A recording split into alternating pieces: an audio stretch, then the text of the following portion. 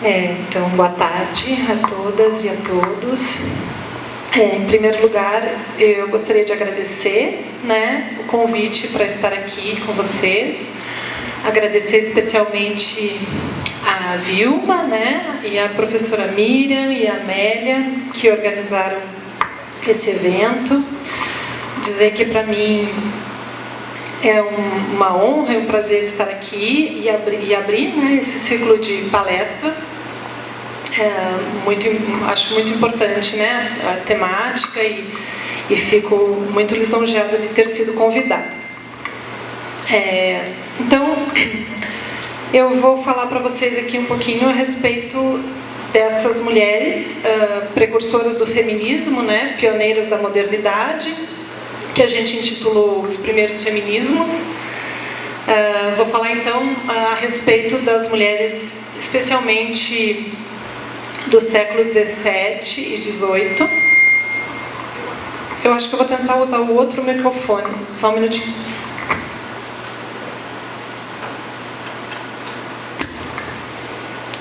Eu acho que esse aqui está um pouquinho melhor. Então, essas mulheres...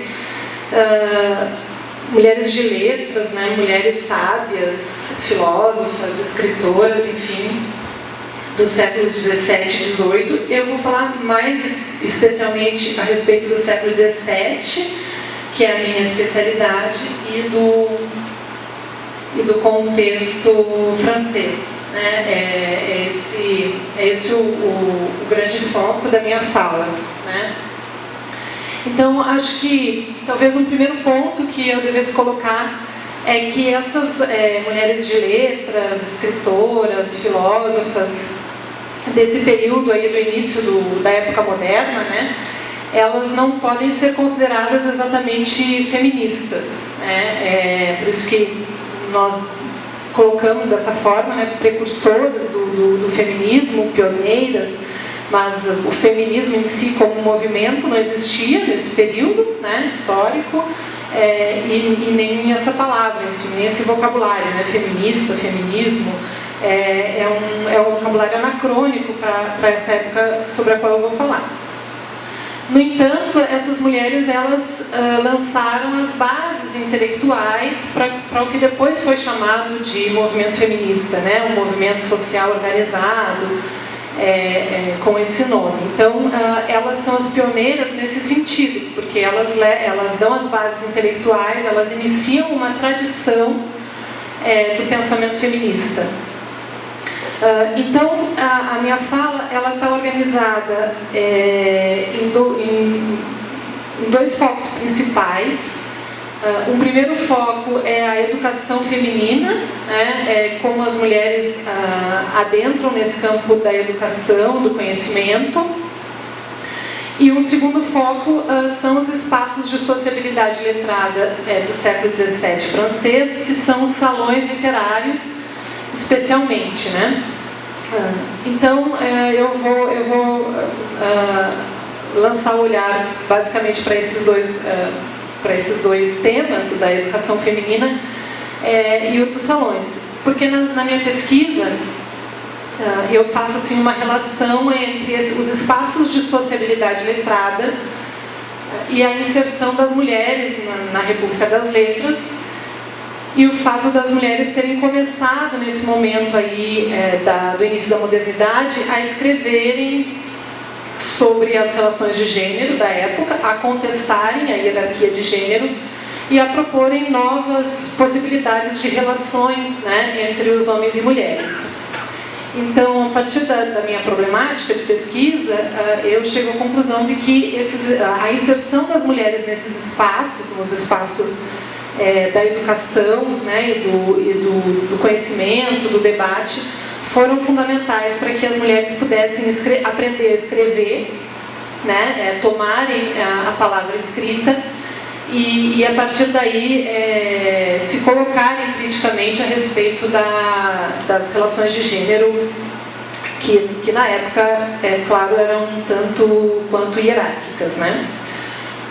Então, começando aqui a falar um pouquinho a respeito da questão da educação feminina, as mulheres no início da modernidade, aí pelos séculos XIV, XV, XVI, elas eram educadas de uma maneira bastante distinta dos meninos, né? A gente sabe que os meninos da aristocracia que recebiam educação, né? Eles recebiam uma educação primorosa, no sentido de que aprendiam política, aprendiam filosofia, aprendiam a gramática, a matemática avançada, enfim, história, línguas estrangeiras e tudo mais. Esses meninos tinham uma educação primorosa, né?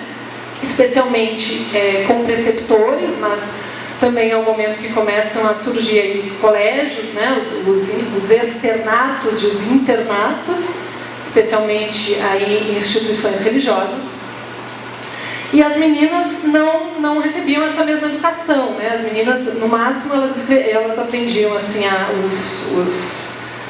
as coisas básicas da gramática, da religião, da matemática, mas não recebiam o restante do conhecimento que os meninos alcançavam. Então, assim, o primeiro embate, vamos dizer assim, que as mulheres tiveram enquanto conquista de direitos foi o direito à educação.